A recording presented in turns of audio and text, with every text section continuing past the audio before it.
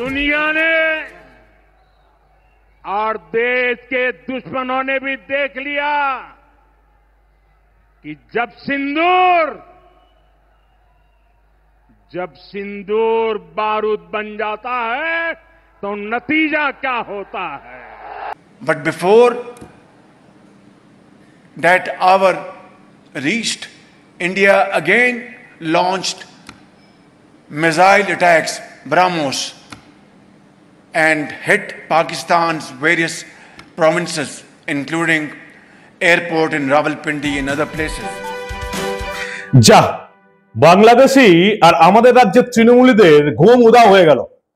পাকিস্তান নিজের মুখে স্বীকার করে নিয়েছে ভারতের কাছে যুদ্ধে তাদের হারার কথা। তাও যে সে ব্যক্তি নয়, পাকিস্তানের প্রধানমন্ত্রী শাহবাজ শরীফ স্বীকার করে নিয়েছেন কিভাবে তারা পরিকল্পনা করেছিলেন নামাজের পর ভারত আক্রমণ করবেন, আর তার আগেই ভারত তাদের কোমর ভেঙে দিয়েছে। আরো একবার পাকিস্তানের প্রধানমন্ত্রী শাহবাজ শরীফ ভারতের কাছে হার স্বীকার করে নিলেন। প্রথমে স্বীকার করেছিলেন দেশের মাটিতে, এবার করলেন বিদেশের মাটিতে। অবিশ্বাস্য ব্যাপার। আমাদের এখানে তৃণমূলের নেতারা খুঁজে পাচ্ছেন না ভারতের সেনা কি করেছে, পাশে প্রতিবেশী দেশ বাংলাদেশের লোকজন খুঁজে পাচ্ছে না ভারত কি করেছে, আর পাকিস্তানের প্রধানমন্ত্রী একেবারে নিজেদের দেশে তারপরে বিদেশে গিয়ে স্বীকার করে দিচ্ছেন ভারত তাদের কোমর ভেঙে দিয়েছে। অবিশ্বাস্য ব্যাপার। আজকের এই ভিডিও দেখার পর কতজনের যে রাতের ঘুম উধাও হয়ে যাবে সেটা এবার আপনারা ঠিক করুন। এই অত্যন্ত গুরুত্বপূর্ণ প্রতিবেদন শেষ অবধি দেখুন এবং অবশ্যই সব গ্রুপে শেয়ার করে সবাইকে দেখান। আমি মানব, দ্য নিউজ বাংলায় আপনাদের স্বাগত জানাচ্ছি। শাহবাজ শরীফ এর আগেও আপনারা তাকে দেশের মাটিতে একেবারে সেনা প্রধানদের সামনে স্বীকার করতে শুনেছিলেন যে নূর খান সমেত বেশ কিছু সামরিক বিমান ঘাঁটিতে ভারত মিসাইল হামলা করেছে। সেটার পরেও অনেকে বিশ্বাস হয়নি। আজকে একেবারে আজারবাইজানে, পাকিস্তানের বন্ধু দেশ, ভারতের আর একটা শত্রু দেশ আজারবাইজান, সেখানে বসে পাকিস্তানের প্রধানমন্ত্রী শাহবাজ শরীফ পরিষ্কার বলছেন যে 9 এবং 10ই মের ওই মাঝরাতে আমরা সিদ্ধান্ত নিই যে ভোর 4:30 ফজরের নামাজের শেষেই ভারতকে বড় রকমের শিক্ষা দেবো, আমাদের আর্ম ফোর্সেস অভিযান করবে। আর তার আগেই ভারত একেবারে রাওয়ালপিন্ডি, নূর খান সমেত 11-12 খানা বিমান ঘাঁটিতে ব্রহ্মস মিসাইল দিয়ে হামলা চালিয়ে একেবারে পাকিস্তানের কোমর ভেঙে দিয়েছে। পাকিস্তানের প্রধানমন্ত্রী আজারবাইজানে বসে ভারতের কাছে যুদ্ধে হার স্বীকার করে নিলেন। দেখুন আপনারা। We on 9th and 10th night we decided to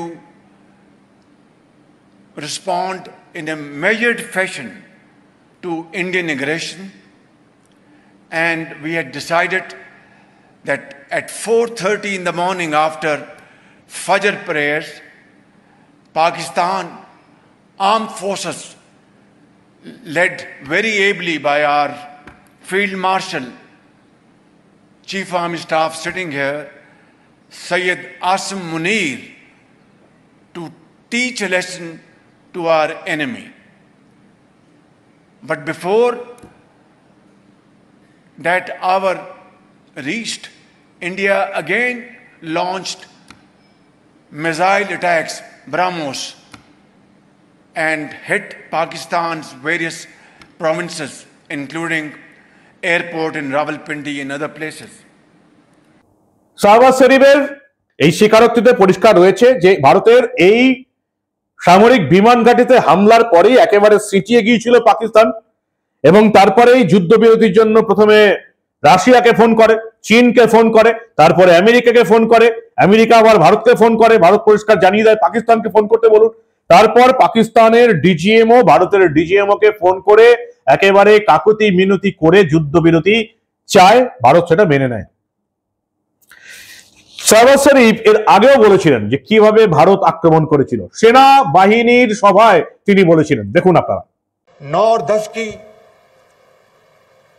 दरमियानी रात में तकरीबन 2:30 बजे सिपा सलार जनरल सैयद आसिम मुनीर ने मुझे सिक्योर फोन पे मुझे बताया कि वज़ीर आज़म साहब, हिंदुस्तान ने अपने बैलिस्टिक मिसाइल अभी लॉन्च किए हैं।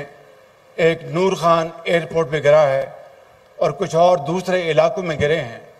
শাহবাজ শরীফ বলছেন ভারত নাকি ব্রহ্মস মিসাইল ছুড়েছিল, ভারতের সেনা চুপ করে গেছে। সেই কবে 2-3 দিন প্রেস কনফারেন্স করার পর ভারতের 3 সেনা প্রধানরা চুপ করে গেছে।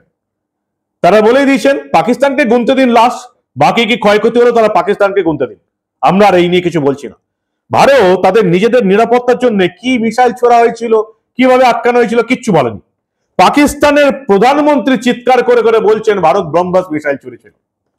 ভারতের প্রধানমন্ত্রী নরেন্দ্র মোদী বলছেন অপারেশন সিন্দুর শুধু বিরতি হয়ে আছে, যে কোনো দিন যে কোনো মুহূর্তে অপারেশন সিন্দুর আবার চালু হবে এবং পরিষ্কার পাকিস্তানকে বার্তা দেওয়া হয়েছে ভারতের প্রধানমন্ত্রীর তরফ থেকে। দেখুন আপনারা। हमारी सरकार ने तीनों सेनाओं को खुली छूट दे दी थी।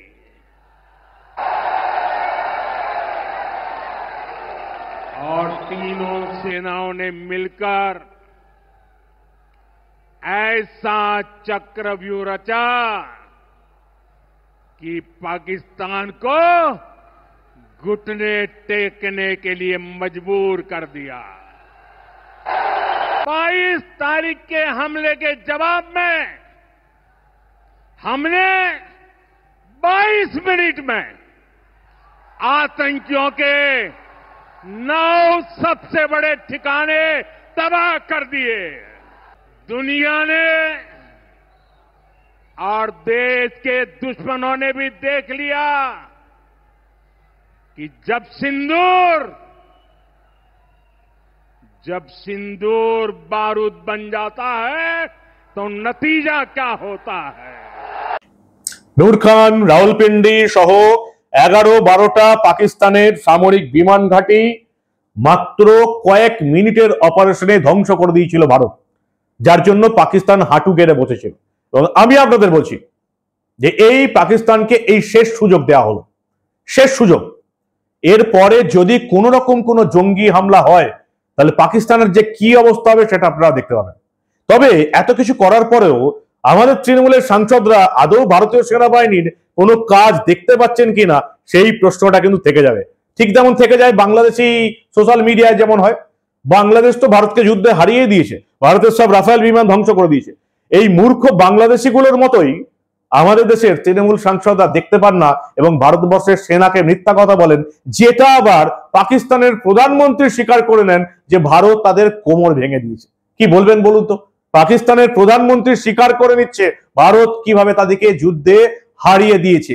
এরপরে আর কারোর কিছু বলার কিছু আছে? আপনারা কি বলেন?